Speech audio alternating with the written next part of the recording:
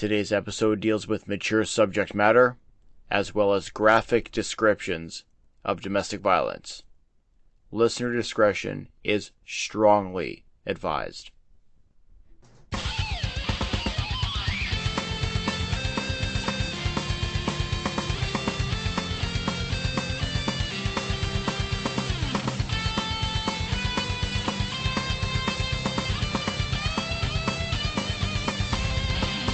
Hello everyone, and welcome back to an ongoing series of episodes that are kind of companion pieces, if you will, to the flagship program of Grappling With Canada. As with those programs and these ones, I'm your host as usual, the Taxman. Now, normally these special episodes have been episodes that are showcasing some really cool projects that people are involved with and working on in and around the Canadian professional wrestling history side of things. You can go in the back archives and hear some great conversations with individuals like authors Vance Nevada, Mike Richards, and Stephen Bell, as well as the guys from the Canadian Wrestling Archives, as well as some other cool episodes that are kind of companions, like I said, to the Grappling With Canada flagship program. However, today is quite a departure from what we're normally doing, and I'm going to explain a little bit about why this is a special episode and not information that is going to be completely included in July's episode of Grappling With Canada. But before we get into that, once again, I'm your host as usual, the Taxman. If this is your first time to the program, welcome. You can go in the back catalog and find all of the deep dive, full-length episodes of Grappling With Canada, featuring some incredible talents such as Chief Don Eagle, Billy Two Rivers, Gene Kiniski, Stu Hart, the Monster Ripper, Rhonda Singh, as well as many others in this audio feed. Speaking of which, wherever you are listening to this audio feed, whether that's Apple Podcasts, Amazon Podcasts, Stitcher, Spotify, Google Podcasts, wherever you buy, sell, trade, barter, or steal your favorite podcasts, you will find Grappling With Canada. While you are there, please remember to leave a 5-star rating and, where possible, a written review. This is especially important on Apple Podcasts. If you leave a 5-star rating and a written review, when I see it, I will make sure that I read it on the next available program of Grappling With Canada. As well, you can find all links to this and many more things, such as the official t-shirt store of Grappling With Canada, where there's a special on right now if you're probably listening to this program, and also the classic Grappling With Canada logo t-shirts. Just want to mention, as well as usual, that those are the proceeds from those t-shirts are being donated to charity as usual. So I wanted to kind of get all the plugs out before we kind of get into today's subject matter, because like I said, the majority, actually, that's a complete lie. Every single special episode has been dedicated to a project not related to the current month's episode of Grappling With Canada. This one's the exception because I'm going to be covering an individual and a topic matter that, while it is tied to July's episode, I really didn't want it to end up being one of the focal points of July's episode. I think you'll understand why my reasoning of that is as we kind of proceed and explain a little bit of today's episode. Now, with all that being said, there is and was a content warning at the start of this episode. So, if domestic abuse, if murder, if anything like that triggers you in any way, shape, or form, feel free to sit this one out. It's not going to be for everybody. Normally, if you've listened to previous episodes, like the Dino Bravo episode, like most recently with the Chief Don Eagle episode, when it's come to serious incidents that have happened, especially in the Don Eagle episode, there was 2 of them that were discussed. The death of Don Eagle and the death of Don Eagle's wife as well. I tried very hard to not get too deep into the weeds about what actually happened. Most of that is out of respect for the people involved, but a lot of it as well is out of respect for the families, because there are families of the individuals who listen to this program. Now, why that's different today. I feel like I cannot explain some of the backstory about this individual, what happened, who was involved, and really what ended up happening after the fact, because some of that has been misreported over the years, and as you know, many historians and just, you know, it just goes without saying, right? If you hear a story, it gets passed on, the story gets bigger, then it gets passed on, that story gets bigger, and soon you've lost the plot, and now things are added to the story that are possibly not really related in any way, shape, or form to what the original story was. So today is going to be a very factual presentation of what happened with this individual, who this individual was, and I'm sure that when you hear July's episode, you'll understand where this individual fits into that person's story. So this episode is not going to be a long one, as my usual deep dives are. To be perfectly frank, as impressive as this individual's career was, there's truthfully not a whole lot of meat on the bone. And, you know, it's hard to kind of stretch out a couple-hour episode on something like this. Flip side of that is, I can't tell the story in July if I don't cover this aspect of it. And again, kind of debunk and rule out and rule in some information that has been kind of skipped over, bandied about, or presented without fact, without actual research behind it, and has unfortunately in some circumstances been accepted as truth. So I hope that in this episode today we can kind of shed some light on this person, what actually transpired, because I have court cases, court documents that I've uncovered, and we can really, you know, kind of shed some light on the after effects as well, many of which are going to be discussed in the long form episode of our July subject matter. Now, I know that I've kind of long-windedly presented a case for this nameless individual, if you will.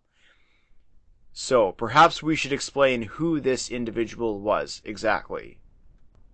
Today we're looking at the curious case of Nanjo Singh.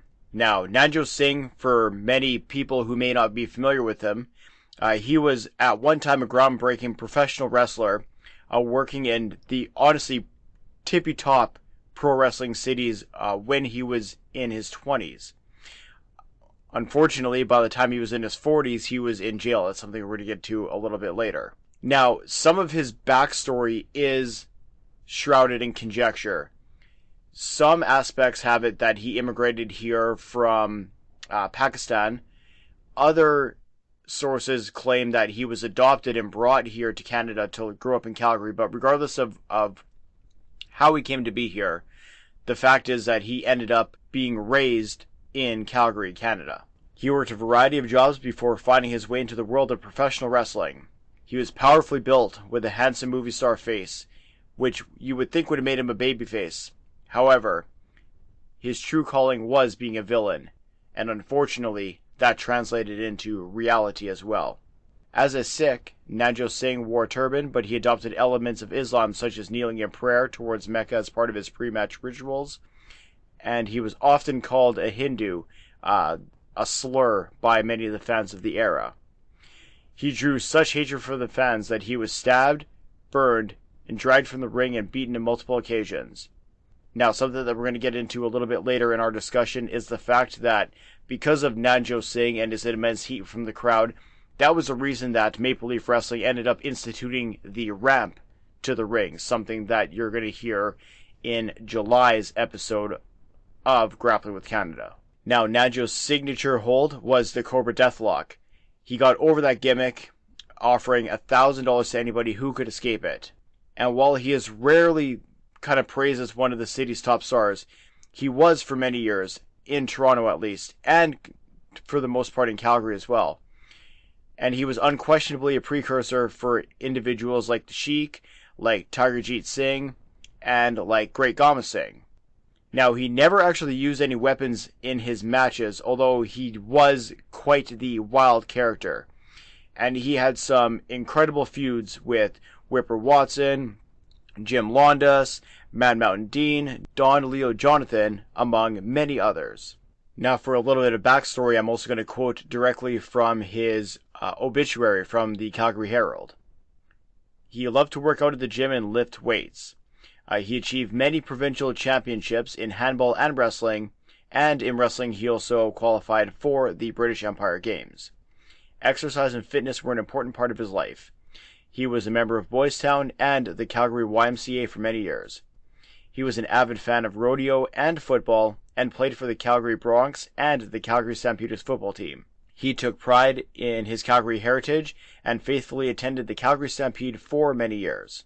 Now, he did end up passing away in April of 2006. He ended up passing away from Alzheimer's. Now, I know you may be wondering why I would go into so much detail, maybe glorifying somebody like this, after you hear what I'm about to say. However, I feel like it regardless of what he ended up doing later on in life, we need the full story of who this person was, because it really is going to feed quite a bit into, again, our July's deep dive episode.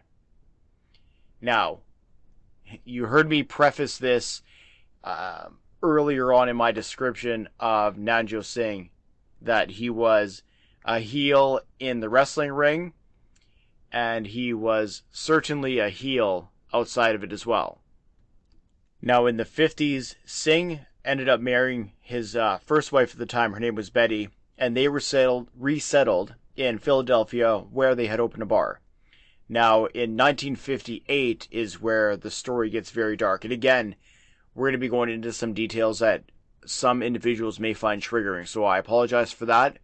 And again, there were content warnings at the start of this for a very specific reason. Now, this clipping comes from the United Press from Philadelphia in January of 1958.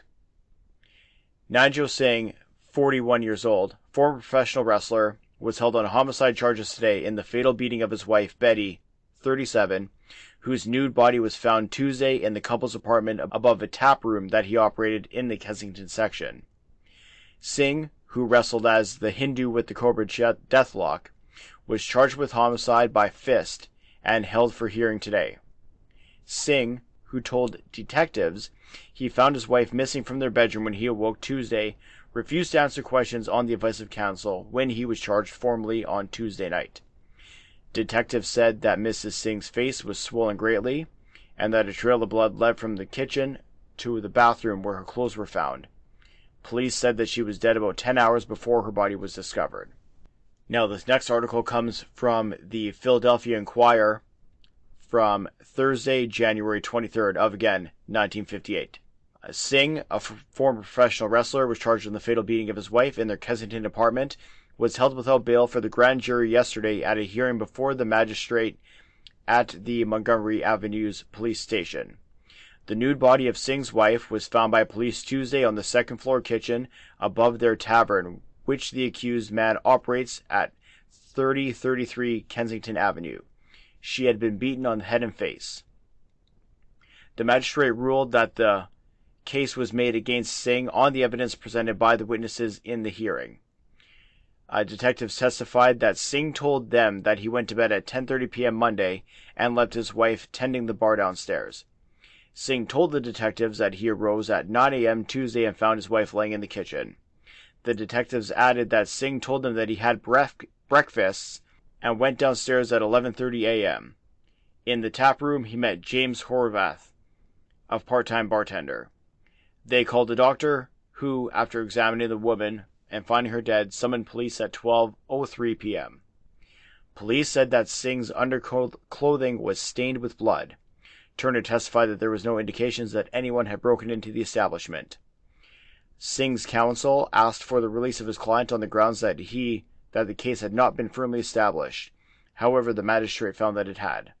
So we can kind of see where I'm sure that you sitting at home are kind of seeing the wheels turning in this case, and it kind of gets worse from here. I'm going to continue.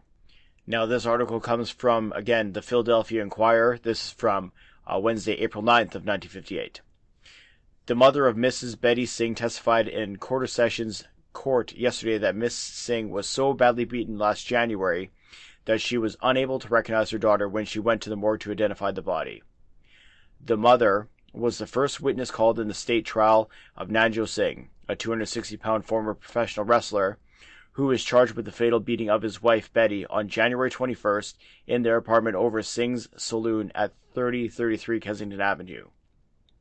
Speaking through an interpreter, Mrs. DePade, a native of Ukraine, said that her daughter's features were considerably disfigured, but that she was finally able to identify the body through a small scar on one of her wrists.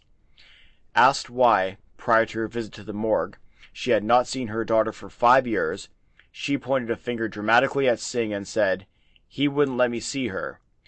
Then she broke down and had to be assisted from the witness stand. When she resumed her testimony, she told of an occasion some 7 years ago when her daughter came and stayed with her for 2 months, exhibiting, quote, bad bruises, and said that she had been the result of her being beaten by her husband. Later, the mother said there was a reconciliation. And it continues. A young bartender who had been hired only 3 days before Mrs. Betty Singh was beaten to death testified yesterday that her husband, Nanjo Singh, an ex-wrestler turned saloon keeper, had forced him to view the woman's battered body the night before he reported her, quote, unconscious condition to the police. Testifying at Singh's murder trial before the judge and a jury of 6 men and 6 women, the bartender said that the 260-pound former wrestler, insisting that he was, quote, in trouble, sought his help, then told him to go home because apparently he had, quote, no guts. Full color pictures of the dead woman's multiple injuries, which Singh is accused of inflicting with his fists, were shown to the jury on the screen set in the Quarter Sessions Court. It was considered that this was the first time that evidence had been so presented in Philadelphia. The pictures fitted with the testimony of the doctor, the city's pathologist, who described the injuries in detail. Dr. Campbell said his examination also showed that there was enough alcohol in Mrs. Singh's brain to have made her drunk at the time of death. The state's star witness was James Howarth, whose home was not far from Singh's barroom at Kensington Avenue. It was the apartment upstairs at the Kensington Avenue address that Mrs. Singh was found beaten to death. Howarth heard sounds of, quote, banging upstairs the night of January 20th, first at about 8:30 p.m. after Singh had told him that he was going to go up to the apartment to eat, then later at 9:30, and then again at about 10:30. Horwath said that it sounded, quote, like someone was moving furniture around. About 11:30, Horwath testified, Singh came downstairs in his underclothes and stood at the end of the bar. I went over and he said, "Are you my friend? I'm in trouble. I think she's dead. Close up the bar." Horwath went on to relate how Singh offered him his hand and got the one customer out of the place, locked all the 3 doors, and then forced him to go upstairs. The next article that I'm going to read is regarding Singh's confession. A county detective, this again comes from the Philadelphia Inquirer in April 15th of 1958. A county detective testified in Quarter Sessions Court yesterday that Nanjo Singh admitted that he had killed his wife Betty last January 20th. Singh is on trial before Judge Earl Chudoff and a jury of 6 men and 6 women on a charge of murder. The state contends that the former wrestler beat his wife to death. County Detective William Hipple was permitted to testify after the judge overruled an objection by the defense counsel. Before overruling the objection, the judge examined Hipple at length in the absence of the jury. According to Hipple, he and another county detective went to Singh's tap room at 3033 Kensington Avenue last February 7th to investigate a complaint that Singh had threatened a man who had given the police information concerning Singh's wife's death. Singh was out on bail at the time.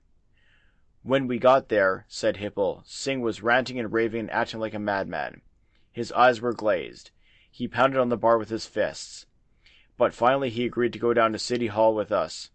And on the way down I asked him, "Why did you do it, Joe?" To that, Singh said, "How much can you take?" She was drinking a fifth and a half every day. She went through $50,000 of my money. I gave her $600 to go to Florida, but I learned that she was in a hotel here with another man. I didn't mean to kill her, he said. I blacked out. Now I want to die. I want to go to the electric chair. Hipple testified that Singh told him that the clothes that he had gotten rid of were of the bloodstained clothes, both him and his wife's. The witness said that Singh admitted to lying to detectives when he told them of finding his body, or his wife's body, the next day. Now, the last article I'm going to read is the guilty verdict. Singh guilty in slaying, again from the Philadelphia Inquirer, on Thursday, April 24th of 1958. Singh, wrestler turned saloon keeper, was found guilty of second-degree murder last night by a jury of 6 men and 6 women in the death of his wife Betty last January. He faces a possible sentence of 10 to 20 years. The jury delivered the verdict to Judge Earl Chutoff at midnight after deliberating for 5 hours. The delivery was marked with confusion and was followed by a demand for a new trial by his defense counsel, who contended that the judge had committed an irreversible error in regards to his charge. Queried formally by the court crier, the foreman declared that Singh had been found guilty of second-degree murder on 1 indictment. Asked about a second indictment carrying 2 lesser counts of voluntary manslaughter and involuntary manslaughter, Tarpey stood mute. Judge Chodoff explained that the jury would have to make a decision on those counts. They left, returned in 10 minutes, and declared Singh guilty of the lesser counts as well. Judge Chodoff committed Singh to county prison pending formal motions for a new trial. Now, he ended up being sentenced to 4 to 8 years in prison on Friday, November 14th of 1958.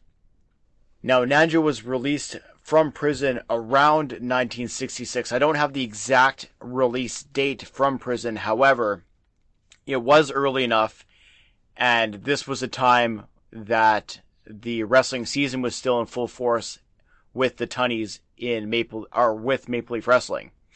Now, it's interesting because here's an individual who committed and was convicted of a horrific crime, ended up serving, I believe it was 8 years total, comes back to Canada. I'm assuming that he was forced to come back to Canada. And lo and behold, Frank Tunney is waiting for him. And immediately plugs him into a main event series of matches with our July subject matter. Something that we're going to be discussing later on in the upcoming July episode in great detail. Now, to say it's a messy situation is quite the understatement, I would say. Now, I have heard of a rumor that was, I'm not sure where it came from, but I had come across it in my research that Frank Tunney had ended up essentially going to bat for Nanjo to get him out of jail early, specifically to come back to Maple Leaf Wrestling to work the main event series of matches that you're going to hear about in the July episode of Grappling with Canada. However, I have found no evidence to substantiate that claim. And furthermore, it seems like it was legitimately just a coincidence. Business was down with Maple Leaf Wrestling. They were looking for, a heel to really heat up the market. And, as seedy as it is, and wrestling is full of seedy behavior, as many of us understand and realize, they went and got out the most hated, most vilified, most basically evil villain they possibly could, brought him back to feud with the subject matter for July. So again, this was information that I really didn't want to bog down the July episode because, again, it's hard to hear. It's certainly hard to read. And I want to make one other thing, I guess, completely clear is I didn't go into this much detail because I'm trying to slander, the memory of Nanjo Singh. Although, again, he did commit a murder. There was a woman whose life was tragically cut short at 37 years old. And that, in my opinion, is unforgivable, regardless of her, alleged dealings, with liquor and stealing money and things of that nature. A life was taken. And we can't ignore that as wrestling fans, certainly as wrestling historians, and certainly somebody like myself who's trying to paint a fair and accurate picture and a truthful, more importantly, picture. I also really didn't want to sensationalize what happened. I could have gone on and on and on. There was, about 40 articles between the Examiner, the Philadelphia Archives, and several others that, we could have been here for about an hour, but I don't think that that's a proper way to kind of cover this either. However, it did need to be covered, and again, I didn't want it to really bog down and take away from the July episode. It should be noted as well that Nanjo Singh ended up remarrying.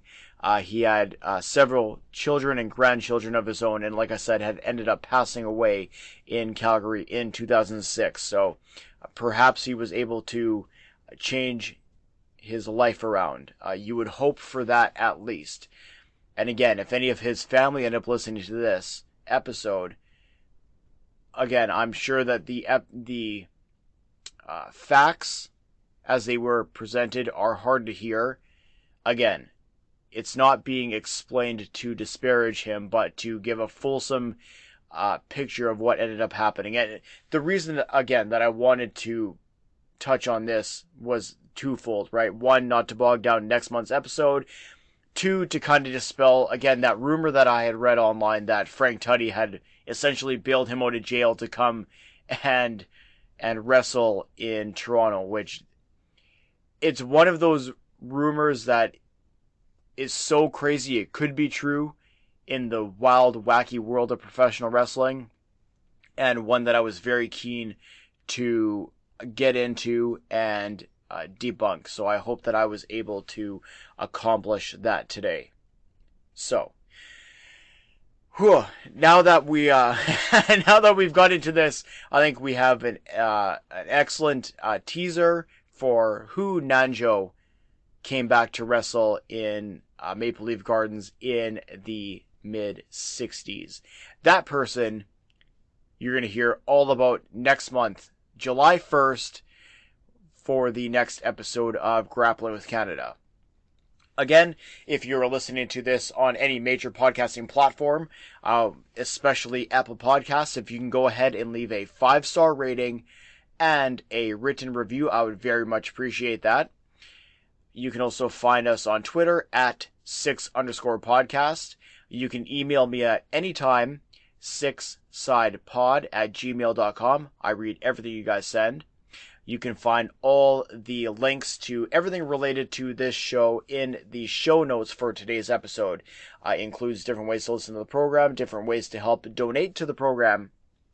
Very important at this time of year. If you would like to donate to the program, you get a big shout out on the next available episode, as well as links to our instagram.com/grapplingwithcanada, as well our Facebook page. Use that wonderful Facebook page search option and find the Grappling with Canada page. Come on in and like that, as well as come on in and join the Canadian Professional Wrestling History Facebook group. There's been a ton of tremendous information, photos, etc. been shared in there, and I'm very thankful to everybody for joining that group and making it a lot of fun to go back and look at some of this stuff from the history of Canadian professional wrestling.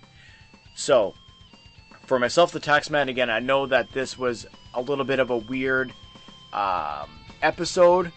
Quite the departure from what I end up normally doing on the flagship program, but again, something that I really felt needed to be discussed heading into July's episode. So, once again, for myself, the Taxman, I will leave you as I usually do at the end of the flagship programs. Take care of yourselves and each other. And we'll see everybody on July 1st.